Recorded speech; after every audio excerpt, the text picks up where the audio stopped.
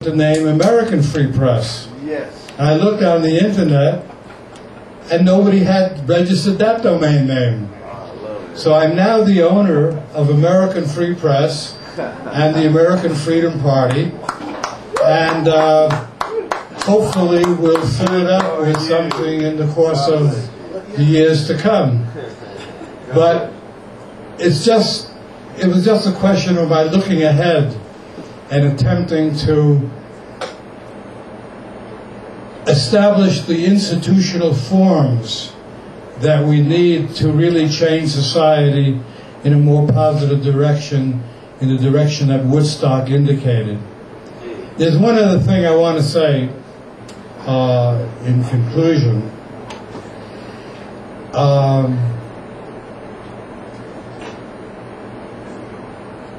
The average age of the people at Woodstock was 22 years old. Right. It happened 40 years ago. That means, and this was one of the notices on the New York Times website, was that it means that a third of those people are now dead. And my project has been, since I'm now 81 years old, is to live for a very long time so that I can continue to be active, and so that I can continue helping my friends be active. And I believe I found a way to increase longevity of the human being. I invite you to look at my website, alchemyrevealed.com, and my blog, kunkin.com, and to see what I've come up with. I've come up with a whole theory that we live in a sea of radiation. I feel I have a friendly audience, so I'm going to extend into this. Tell us the truth, sir.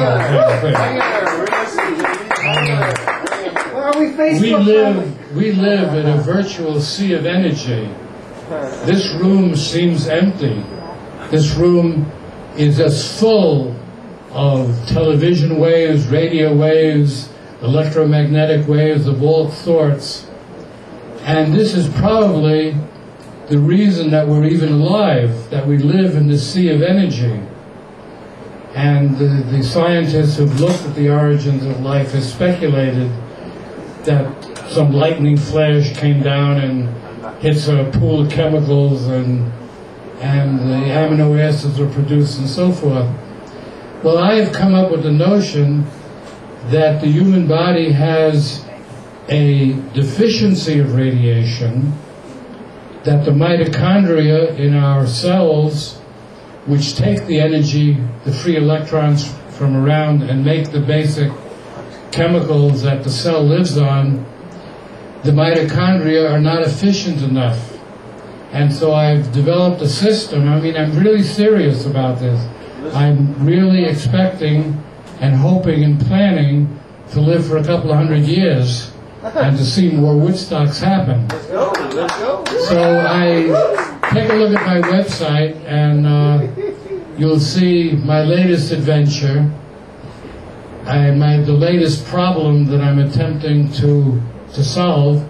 And I wrote in the current issue of the Dean's paper, the American Free Journal this week, I wrote an article on how to be creative and how to get involved in problems like I'm involved in right now, about ending death or postponing death for a very long time.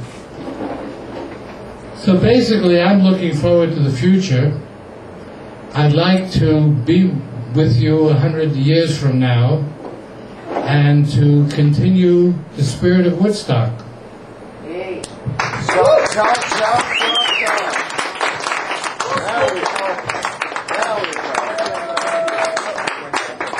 The floor recognizes Paul Krasner. Thank you, Art. Sir, Art Kunkin. I just want to add one quick thing to what Art was saying about Woodstock. when Pete Townsend of The Who hit Abbie Hoffman on the head with his guitar.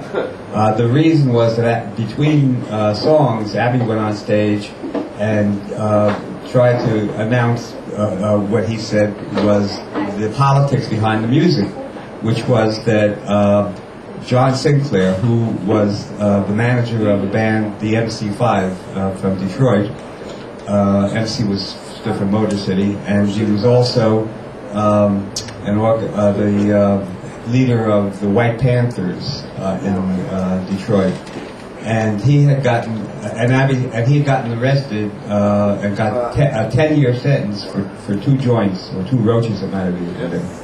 And Abbie just wanted to say that point out to the audience, acknowledge that was the politics behind the music, and so Pete Townsend didn't have any idea what Abbie was going to do. He thought it was just another nut from the audience.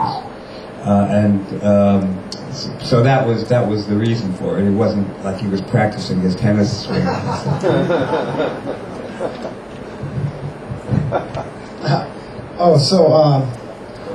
Anybody know what time is it on Earth? 8:05. Okay, that's still early. It's now. And there's nobody who's, so we're going to have fun tonight. We got music after this panel, which I think is far from over. What do you guys think, more? Yeah. Okay, well, then I think it's time for questions and answers. Tell them what you want, Don. I'm not sure how it worked this, Lucy. If you're brave enough, you can come up right in front here as far as this cord reaches. You put me on the spot? Let me ask Dean Gray, how do you feel right now? With his finger in I am just not worthy. But I just wanted to add a few kind of the timeline in my life. At 16, at 67, I smoked my first joint on the hillside in California. I just want to say something real quick about the path I was on. The year previous, I had been very involved in a political action group in Long Beach called the Young Americans for Freedom.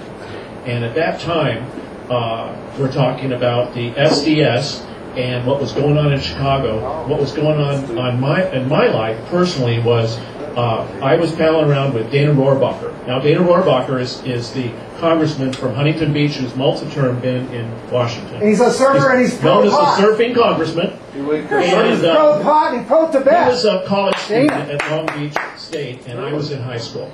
And so I ran the mimeograph machine, the manual mimeograph machine for what we were doing. And so what had happened in Chicago that changed our minds about how things could happen. But we were in St. Louis for our convention because the Young Americans for Freedoms was the Republican side of, there was 2 groups within it, the Libertarians and the Traditionalists. Libertarians were the pot smokers, and the Traditionalists were the alcohol drinkers. And so in St. Louis, that summer, when the things that didn't happen in Chicago happened in St. Louis, was we were proposing that they end the draft, and then that was one proposal. The other proposal was end the draft and support draft resistance. And the Libertarians were, pacifists, in the sense of supporting draft resistance. And so there was this convention of thousands of college students and a few high school students, and we were in St. Louis. And this, you have a man stands up and makes a speech, and to illustrate that he lights up his draft card. And so these Marines or someone came in and started punching it. And there were thousands watching this, and television was filming it. And the Libertarians were, that was we were just getting beat up for our beliefs. That was a split. Dana Rohrabacher and myself and a few others that we exited from that political thought for a while. It gave me an opportunity at the time. I didn't know that Mad Magazine had, that formed my life. William Gaines. William Gaines. Let's hear from that, Matt. DC Comics. Alfred E.